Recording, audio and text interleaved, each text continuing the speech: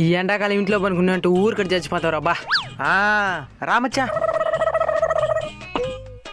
అబ్బా ఏం ఎండలరా నాయన. బా ఈ ఎదవులంతా ఇక్కడనే ఉన్నారా? చి, ఈ ఎండలో ఇంట్లో పనుకున్నట్టు వృద్ధాగా చచ్చిపోతావో.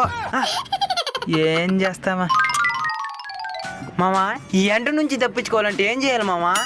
అంటార్కిటికాకి వెళ్ళిపోవాలి. అక్కడ కాకలు బతకలేవు కదా. నిజమే, అక్కడ కుక్కలు కూడా బతకలేవు. ఏం మచ్చా మా అత్త మామను కూడా దొరుకుపోతున్నావా? ఆ అత్త మామూలు కన్నీని పెట్టి నేను పెళ్లి చేసుకునింది అంటే నువ్వు కూడా కుక్కే కదే. ఎట్టుంది మామ పంచా? బాగుంది మచ్చా. ఈ ఎండాకాలం ఎండకి బాధపడాలో లేకపోతే ఈ విధంగా సంతోషంగా మాట్లాడుకునే అవకాశం దొరికినందుకు ఆనందపడాలో తెలియదు మచ్చా.